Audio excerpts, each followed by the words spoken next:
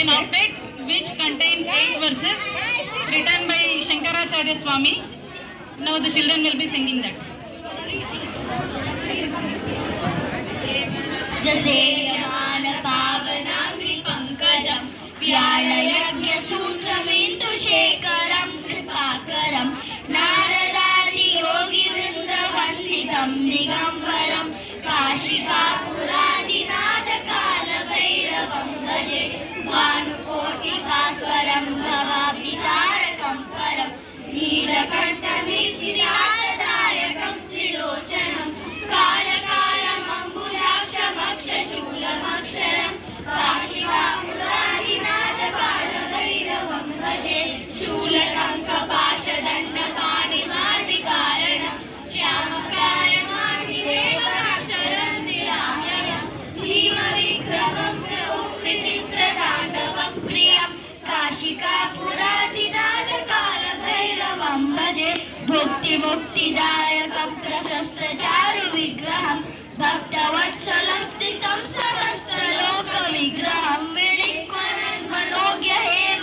किङ्किणीलसत्कटिं काशिकापुरादिनाथ काल भैरवं भजे बालकं त्वधर्ममार्गनाशकं कर्मपाशमोचकं सुशर्मदायकं विभुं स्वर्णवर्णशेषपाशशोभिताङ्गमण्डलं काशिकापुरादिनाथ काल भैरवं भजे रत्नपादुका प्रभाभिरामपादयुग्मकं नित्यमद्वितीयमिष्टदैवतं निरञ्जनं मृत्युदर्पनाशनं करालदंश्रमोक्षणं काशिकापुरादिनाथ काल भैरवं भजे अट्टहासभिन्नपद्मजाण्डकोशसंततिं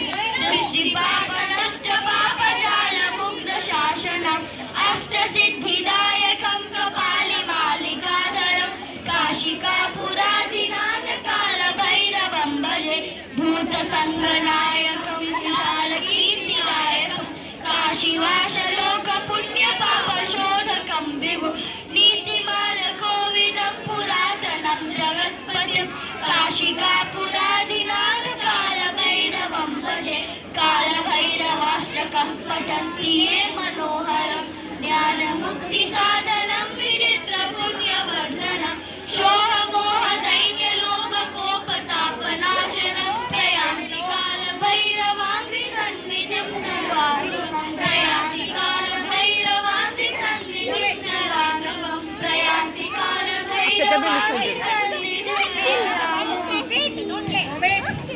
Thank you.